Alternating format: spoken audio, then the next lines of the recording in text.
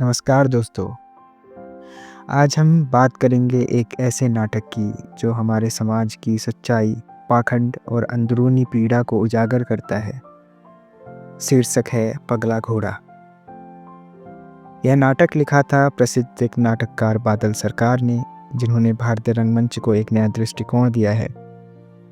4 पुरुष एक शमशान घाट में और कुछ अनकही कहानियाँ उनके साथ। हम जानेंगे इस नाटक के सारांश में, जिसका शीर्षक है पगला घोड़ा। कस्बे के बाहर एक शमशान। शव यात्रा में आए लोगों के बैठने के लिए एक कोठरी जो मंच का आधा हिस्सा घेरे है। कोठरी में एक बड़ी चौकी है, 2 नीचे स्टूल, एक कोने में कसोरे से ढका पानी का घड़ा, पीछे बाईं ओर दरवाज़ा, उसके बगल में खिड़की। उसके बाद दीवार घूमकर सामने की ओर आ गई है, मकान की सीमा निर्धारित करती हुई। दाहिनी ओर की जगह मानो कमरे के बाहर है। रात। कमरे में पेट्रोमैक्स जल रहा है। खुली खिड़की, दरवाजे के पीछे दूर कहीं आग जलने का आभास मिल रहा है। लाल रोशनी रह रह कर नाच उठती है। घर के बाहर का हिस्सा, पीछे की ओर एकदम अंधेरा है। पर्दा खुलने पर कोठरी में 4 आदमी बैठे 20 नाइट्स खेल रहे हैं। 20 नाइट्स अर्थात ताश का एक खेल। 2 चौकी पर बैठे हैं, 2 स्टूल पर।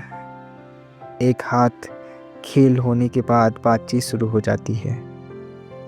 यदि नाटक के पात्रों का परिचय दूं तो यहाँ पर 4 पात्र हैं जो कि मुख्य भूमिका में हैं: सातू, कार्तिक, हिमाद्री तथा शशि।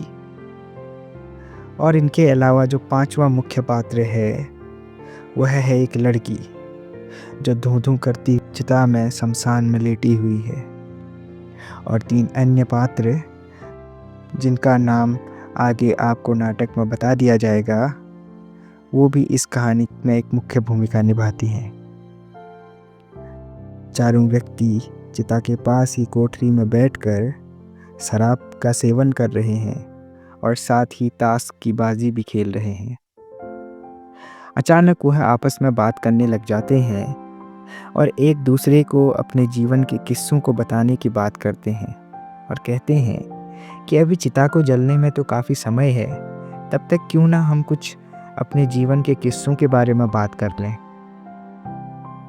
हिमाद्री कार्तिक से पूछता है, अरे कार्तिक दा, आपने तो बताया नहीं कि ये लड़की कौन है और उसकी मृत्यु कैसे हुई। कार्तिक, है इसकी भी कोई कहानी। हिमाद्री कहते हैं, अच्छा, तब तो मैं ज़रूर सुनना चाहूँगा। वैसे भी हम यहाँ ये ताश की बाजी खेल के ऊब से रहे हैं। इतने में वह लड़की जो कि शमशान की चिता में धूं-धूं करके जल रही है, एकदम से चिता से खड़ी होकर उठ जाती है।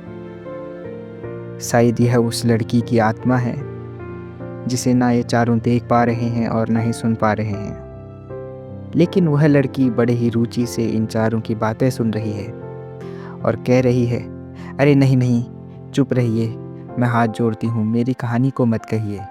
क्या आपके जीवन में रहस्य नहीं है? आप लोगों के भी तो रहस्य हैं, आप लोगों की भी तो प्रेम कहानियाँ हैं, आप लोगों के भी तो किस्से हैं, आप उनको सुनाइए। मैं यहाँ बैठी हूँ। अरे हाँ, तुम शशि, तुम्हारी वाली कहानी मुझे बड़ी पसंद है, सुनाओ ना, क्या नाम था इसका। और एकदम से शशि की ओर रोशनी होती है। शशि अतीत की स्मृतियों में खोते हुए अपने मुंह से एक आवाज़ निकालता है और आवाज़ आती है, मालती, मालती रुको, मालती। इतने में फिर वह लड़की फिर कहती है, हाँ हाँ मालती, बोलो ना, कौन थी मालती, बताओ इन चारों को, आखिर तुम लोग अपने मन का बोझ कब हल्का करोगे।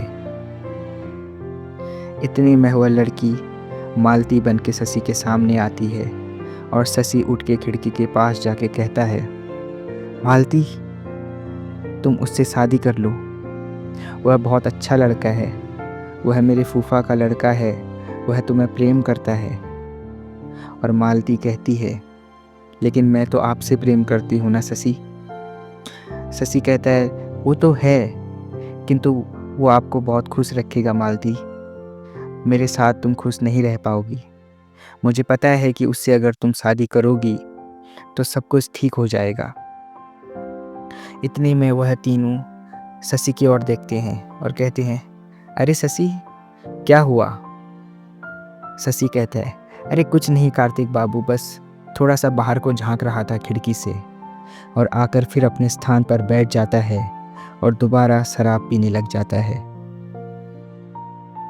इतने में हिमाद्री पूछता है, कार्तिक दादा, वैसे ये लड़की है कौन और इसकी मृत्यु का क्या कारण था? कार्तिक कहता है कि इस लड़की के आगे पीछे कोई नहीं है, बस एक पिता था, बेचारा वो भी लकवे की मार से बिस्तर पे ही पड़ा रहता है, तो इसके अंतिम संस्कार का दायित्व मैंने लिया और आप तीनों भी मेरे साथ आ गए। है ना बढ़िया बात? और इतने में बात घूम फिर के प्रेम संबंधों में आ जाती है, जब शशि कहता है, लगता है इस लड़की का कोई प्रेम संबंध रहा होगा, इसी कारण तो इसने आत्महत्या कर ली। हिमाद्री चौंक के कहता है, क्या इसने आत्महत्या की है? हाँ, शायद लगता तो यही है। वह लड़की पे फिर से प्रकाश पड़ता है। लड़की कहती है, अरे मेरी कहानी क्या बता रहे हो? रहने दो, अपनी बताओ ना। हाँ, तुम मालती के बारे में कुछ कह रहे थे, बताओ कौन है मालती? क्या हुआ था मालती के साथ? अरे बताओ ना। इतने में शशि फिर खिड़की की ओर जाता है और फिर से अतीत की स्मृतियों में खो जाता है, जहाँ वह लड़की फिर से मालती के रूप में प्रकट होती है। अरे मालती, तुम यहाँ क्या कर रही हो? तुमसे मिलने आए हूँ शशि। मुझसे मिलने आए हो? तुम्हें कुछ दिखाना है, फिर चली जाऊंगी मैं। अच्छा ठीक है, बताओ क्या दिखाना है। इतने में मालती अपने ब्लाउज के बटन खोलने लग जाती है और अपने साड़ी का पल्लू भी नीचे कर लेती है। यह देख के शशि शर्मसार होने लगता है और कहता है, अरे मालती, ये क्या कर रही हो तुम? रुको। और मालती उसकी तरफ पीठ करके अपना ब्लाउज हटा के उसको दिखाती है अपने पीठ पे गहरा सा चाकू का निशान। जानते हो शशि, ये क्या है? ये एक पुरस्कार है जो कि तुम्हारे फूफा के लड़के ने मुझे दिया है, केवल इसलिए कि मैं तुम्हें प्रेम करती हूँ। और ये उसी चाकू का है जो चांदी का चाकू तुमने मुझे शादी के उपहार के तौर पे दिया था। तुम तो कहते थे ना कि मैं हमेशा खुश रहूंगी। मुझे नहीं पता कि मैं किस खुशी में जी रही हूँ, पर मालती, क्या तुम मुझे इन सब का जिम्मेदार समझती हो? मालती कुछ कहती नहीं है और फिर अदृश्य हो जाती है। अचानक से फिर तीनों मालती आवाज़ सुन के उसकी ओर देखते हैं। अरे शशि, क्या हुआ? मालती क्यों चिल्ला रहे हो? अरे कुछ नहीं, बस ऐसे ही नशा हो गया है ना। और फिर से आके अपने दोस्तों के साथ ज़मीन पे बैठ जाता है। फिर से अपने स्थान पे बैठ के चारों शराब पीने लग जाते हैं और ताश की बाजी खेलने लग जाते हैं। अचानक से बाहर से कुत्ते की रोने की एक भयानक सी आवाज़ आती है, जिसे सुन के सातों के हाथ से अचानक से शराब का गिलास छलक जाता है। यह देख के कार्तिक आश्चर्य से पूछता है, अरे सातू, क्या हो गया? अरे कुछ नहीं कार्तिक बाबू, बस ऐसे ही। ये कुत्ते को जरा चुप कराइए। और उसके बाद सातू क्रोधित होकर बाहर जाता है और 4-5 पत्थर जोर से कुत्ते की ओर फेंक के उसे वहाँ से भगा देता है और आके फिर अपने स्थान पे बैठ जाता है और कहता है, कार्तिक बाबू, एक बात कहूँ? हाँ सातू, कहो। ये कुत्ते बिल्कुल भी ईमानदार और वफादार नहीं होते। ये किसी के अपने नहीं हैं, कभी तो अपने मालिक को भी नहीं पहचानते। सबसे बेवफा जानवर कहूँगा मैं तो आखिर इन कुत्तों को। अरे साधु, ये तुम क्या कह रहे हो? पर लोग तो अक्सर इसका उल्टा कहते हैं कि कुत्ते काफ़ी वफादार होते हैं। इतने में सातू चुप होके अपने स्थान पे बैठ जाता है। एक बार फिर से लड़की पे प्रकाश जाता है और लड़की कहती है, क्यों, क्या हुआ, अब तुम्हें कुत्ते पसंद नहीं आते हैं? उसे तो कुत्ते बहुत पसंद थे ना, आखिर उन कुत्तों को रोज़ वो खाना खिलाया करती थी। लेकिन क्या किया तुमने उसके साथ? बताओ बताओ, बताओ ना सातू, अपनी भी कहानी बताओ। क्या नाम था उसका, बताओ इन्हें भी। हाँ, लक्ष्मी नाम था उसका। कहाँ है लक्ष्मी, बताओ। अब सातू पे प्रकाश जाता है। सातू थोड़ा भावुक होकर अतीत की स्मृतियों में खोने लग जाता है। अगले दृश्य में दिखाया जाता है कि वह लड़की अब लक्ष्मी बन चुकी है और लक्ष्मी और सातू का इस दृश्य में एक संवाद दिखाया गया है।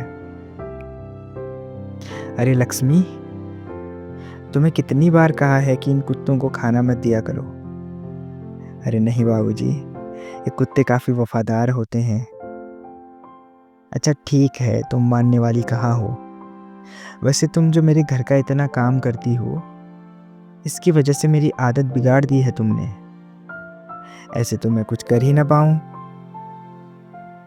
लक्ष्मी, बाबूजी लेकिन मुझे ये सब करना अच्छा लगता है। मैं हमेशा आपका काम करती रहूँगी। मैं हमेशा आपके साथ रहना चाहूँगी।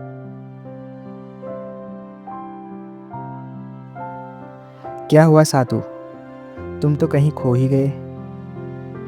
अरे कुछ नहीं कार्तिक बाबू, बस ऐसे ही सोच रहा था कि इस लड़की की मृत्यु का क्या कारण हो सकता है।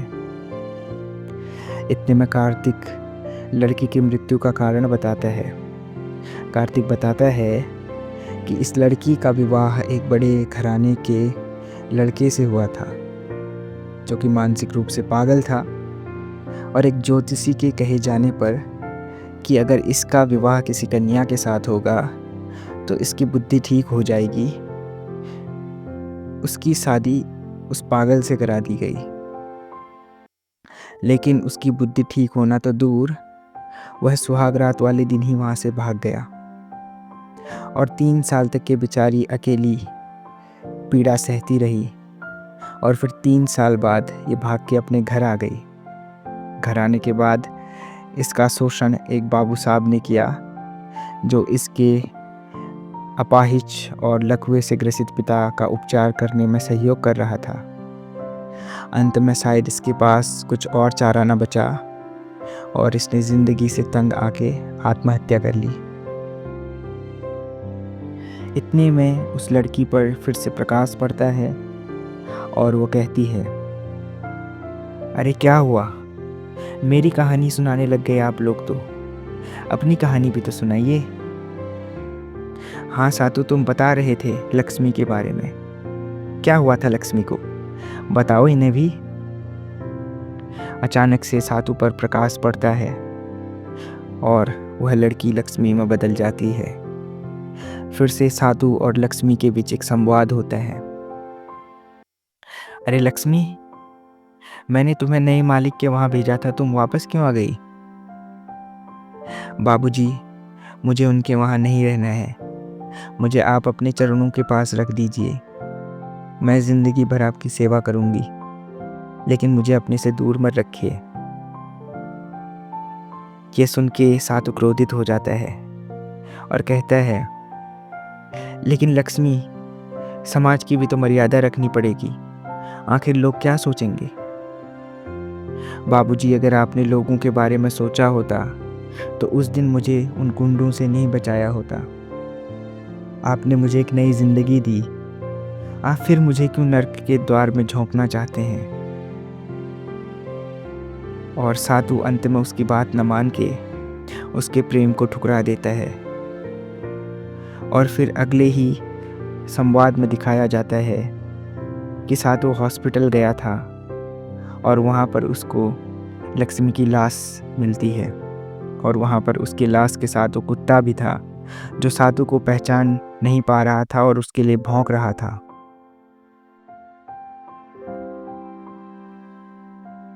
कार्तिक बाबू एक कंपाउंडर के रूप में किसी हॉस्पिटल में काम करते हैं और हिमाद्री जो कि एक शिक्षक के रूप में कार्य करता है और शराब भी नहीं पीता, लेकिन आज अपने मित्रों के कहे जाने पर पहली बार शराब का सेवन कर रहा है। इतने में लड़की पर प्रकाश पड़ता है और वह कहती है, तुम शराब पी रहे हो हिमाद्री? गलत बात। जीवन में पहली बार तुमने आज शराब पी है। याद है ना जिस दिन पहली बार मिली ने शराब पी थी? हिमाद्री विहल स्वर में कहता है, मिली। इतने में लड़की मिली बनकर सामने आती है। हाँ हिमाद्री बोलो, तुम इतनी रात को कहाँ से आ रही हो मिली? कहीं से नहीं, मैं तो बस डॉली की बर्थडे पार्टी से आ रही हूँ। इतने में हिमाद्री उसका मुंह सूंघता है और कहता है, मिली क्या तुमने शराब पी है? हाँ, वो थोड़ी सी पीनी पड़ी, नहीं पीती तो बुरा मान जाते ना वो लोग। अच्छा, तो ये सिखाया है तुम्हें संस्कारों में। तो मैं क्या करती हिमाद्री? ठीक है, अगर तुम कह रहे हो तो मैं कसम खाती हूँ मैं आज से कभी शराब नहीं पीऊँगी। तुम जानती हो ना कि तुम बड़े लोग हो, हम दोनों का स्टेटस काफ़ी अलग है, हम कभी एक नहीं हो सकते। लेकिन तुम ऐसा क्यों कहते हो हिमाद्री? तुम जो कहोगे मैं वो करने के लिए तैयार हूँ। इसमें मेरी क्या गलती है कि मेरे पापा बहुत बड़े आदमी हैं जिनका स्टेटस हाई है और हमारा रहन सहन ऊंचा है। तुम जैसे चाहोगे मैं वैसे रह लूँगी। लेकिन हिमाद्री फिर से उसकी बात नहीं मानता और कहता है कि तुम ये मत समझो कि मैं तुम्हारे पिता के यहाँ काम करता हूँ तो बस इसलिए तुम मुझे नीचा दिखा सकती हो। अगर तुम कहोगी तो मैं रिज़ाइन करके भी चला जाऊँगा। और अंत में दिखाया जाता है कि कैसे हिमाद्री मिली को अपने स्वाभिमान के लिए छोड़ देता है और मिली रोती रह जाती है। वह मिली के पिता की नौकरी से रिज़ाइन कर देता है और मिली को कहता है कि मुझे भूल जाओ, तुम लोगों में और मुझ में बहुत अंतर है। और मिली का दिल टूट जाता है। चारों फिर से साथ में बैठ के शराब पीने लग जाते हैं। सातू कार्तिक से पूछता है, क्यों कार्तिक बाबू, क्या आपके जीवन में कोई कहानी नहीं है? आप भी तो कुछ किस्से सुनाइए। क्या आपने कभी प्रेम नहीं किया? इतने में कार्तिक कहता है, अरे नहीं नहीं, ऐसा कुछ खास तो नहीं है, लेकिन बहुत पहले मैंने एक कहानी ज़रूर सुनी थी, एक प्रेम कहानी, एक मोची की। अच्छा, क्या बताया उस मोची ने? उस मोची ने बताया कि वह एक लड़की से प्रेम करता था, लेकिन कुछ कारणवश उसे बता नहीं पाया। वो अक्सर उसके दुकान के पास से गुजरा करती थी, लेकिन ऐसा समय नहीं आ पाया कि वो उसे कुछ बता पाए और एक दिन उस लड़की का विवाह हो गया। तो अब वो लड़की कहाँ है? शायद ससुराल में होगी या पता नहीं कहाँ है, लेकिन मोची के पास तो नहीं है। उसका तो अधूरा ही प्रेम रह गया। बाकी बहुत दिन हो गए हैं ना इस कहानी को सुने हुए, तो ज़्यादा याद कुछ नहीं आ रहा है बाद में क्या हुआ था, पता नहीं, जो हुआ होगा। हिमाद्री पूछता है, अच्छा कार्तिक दा वो सब छोड़िए, आप ये बताइए कि आपको इस चिता पे लेटी हुई लड़की के बारे में इतना सब कुछ कैसे पता है? अरे देखो हिमाद्री, ये जो लड़की है ना, ये अपने जीवन से काफ़ी परेशान थी। ये आई थी मेरे पास जहर की गोली लेने, लेकिन मैंने इसको मना कर दिया। मैंने इसे कहा कि मरना कोई हल नहीं है, कि जीवित रहने से सब संभव है। किंतु वह स्त्री इसकी बात नहीं मानती और कहती है कि मुझे जहर दे दीजिए।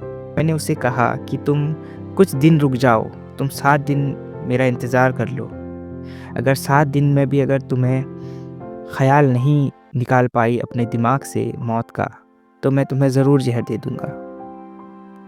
लेकिन 7 दिन कहाँ, वो तो कुछ 1-2 दिन में ही उसके बाद आत्महत्या करके मर गई थी।